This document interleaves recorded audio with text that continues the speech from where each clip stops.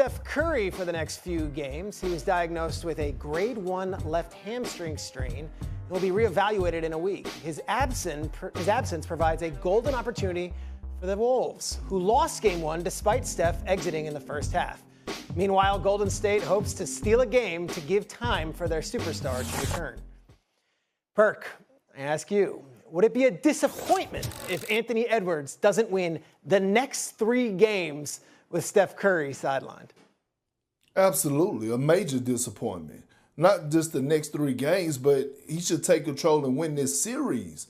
There's no way in hell Anthony Edwards should not be the best player in this series with Steph Curry being out. There's no way in hell that Anthony Edwards should allow Jimmy Butler to come in and outplay him. This is not a knock on Jimmy Butler, but we're talking about a Jimmy that's 36 years of age, I believe it is. A Jimmy Butler still got a lot left in the tank, but he's not Anthony Edwards. And the pieces around him right now, without Golden State having Steph Curry, are better pieces. Julius Randle, Naz Reid, Rudy, Mike Conley, you have a golden opportunity to get back to where you were last year. Hell, I don't just see it. Your coach see it as well. Your coach called you out. Coach Finch, after Game 1, called Anthony Edwards out, which I love, by the way, because he is the heart and soul of this team. He does make this team go. They feed off of his energy. He does give them swag. And so when you look at Anthony Edwards' history, Jokic, Kevin Durant, LeBron, Luka, now you got a Golden State without Steph. You should be the best player, and you should definitely win this series, lead your team to winning this series, advancing to the Western Conference. Well, let's not think about the series for a second, Perk. Let's just think about the next 3 games, because that's what we're working on based off of the diagnosis that we received that Steph Curry's got a grade 1 sprain, and as a result, he's going to miss the next 3 games. So chances are whenever he returns, the series still, won't be over, okay? Here's what I would tell you. I'm not going to go as far as saying that he needs to win all 3 games. He definitely needs to win 2 of them. There's no excuse for him to lose 2 of 3 or all 3 games in this series against the Golden State Warriors. But it's one of those scenarios where we're talking about Jimmy Buckets. We're talking about a 4-time champion in Draymond Green, who, let's pause for a second. This is the brother that opened his mouth, said we're going to win the championship, and then in the biggest games in the playoffs, this brother has shown up. And I've religiously stated that if the Draymond Green that showed up in Game 7 of the 2016 NBA Finals, when LeBron James was given that stimulus package by the league in terms of getting Draymond suspended for that Game 5, and then Bogut and Iguodala get hurt, and then obviously they're compromised for the rest of the series. If y'all remember, Draymond dropped damn near 30, I think about 30 that game, and hit 7 3-pointers. If Draymond Green shows up and is hitting open perimeter shots, I want to be on the record that the Golden State Warriors could win the championship. They can actually win the championship if that brother's hitting open threes, because people leave him open. And if you leave him open and he's drilling those shots, the Golden State Warriors are a different threat entirely.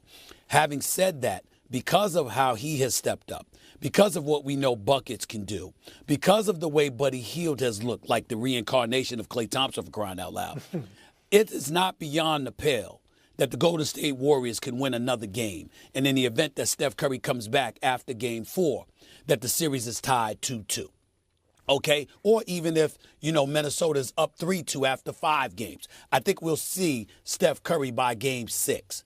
But if you're Ant-Man, here's where it gets interesting. And Perk, I think I'm even going to convince you to agree with me on this one.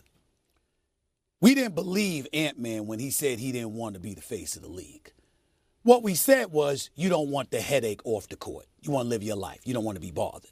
But on the court, you don't mind that smoke. We know who he is and how he embraces challenge. He took out Kevin Durant, Book, and Beal, took out Jokic and Murray, lost to Luka and Kyrie before taking out LeBron and Luka, in the first round of these playoffs. And now you got an opportunity to take out Steph and Jimmy Buckets. We know what kind of smoke Anthony Edwards wants on the court. He probably doesn't want to be the face of the league because of the off-the-court responsibilities that come with it, and he wasn't ready to have that microscope on his life. Fair enough.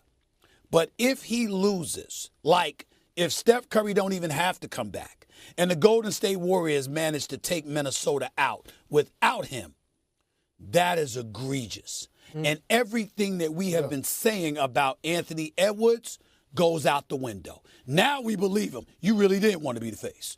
You really didn't want this. Because there's no excuse for this Minnesota Timberwolves team, with the way Julius Randle has been playing, the way Jayden McDaniels has been playing, the way Rudy Gobert and the kind of impact he had leading into this series, okay? What you've seen from them. If Ant-Man is that dude, there is no way in hell you lose 2 games or more to the Golden State Warriors without Steph Curry. If that happens and you're looking the way that he looked in game 1, then we believe him. Oh, you didn't want it. You really weren't lying. You really didn't want it. Because there's no reason. There's no way. I don't give a damn. Look, Jimmy Buckets is that dude. The brother special. Draymond Green, he was my defensive player of the year. He got my vote, okay? I look at Pajimski and Hield and the way that they've been playing. And Steve Kerr is one of the top 6 greatest coaches in the history of basketball. There's nothing to debate here. We understand who they are. But if you're Ant-Man, you can't look the way that you looked in game 1. If that happens and they end up losing this series without Steph Curry, we won't look at Ant-Man the same. As young as he is, even at 23, we will hold on to that for a very long period of time because it will go against everything that he has represented on the basketball court in his short yet relatively illustrious career. We expect more. We expect him to exploit and take advantage of the Golden State Warriors without Steph Curry, and he damn well had better do it. Good segue to the next topic where we're talking about some of his old teammates. The Knicks. Few people who are built more differently than you and Steph Curry, so I'm not even sure if asking you this question is the right one. But I'm glad you laughed at that. But anyway, the point is, like, what is your sense, Steph? We all understand the running, we understand the conditioning, we understand his age. Like, if we're taking our best guess, if he gets reevaluated in a week, does that mean they're going to figure out then, no, he's still a long way away? Do you expect Steph to come back and be Steph? What is a realistic expectation for Steph Curry as this series progresses? It's nowhere in here. When he do come back, he's going to be close to 100% dealing with a hamstring injury. And I think, this is why you go out and you get a Jimmy Butler, right? A guy that could be a closer, a guy that could manage the game offensively for you and be that point forward that we saw him be in game 1. Like, I'm interested to see, is Jimmy going to rise to the occasion? We know Anthony Edwards, after what he did in game 1, the coach calling him out, he's going to come out, he's going to be really aggressive, but the Warriors got to hang their hat on what got them here. Their defense, led by Draymond Green. You have Pajimski that's defending at a high level. I still got Minnesota picked to win this series, but it's still going to go 6 or 7 games. I think I speak for all of us when I say to the basketball gods, just don't do this. I don't care who wins. I honestly don't care who wins the series. I love Anthony Edwards.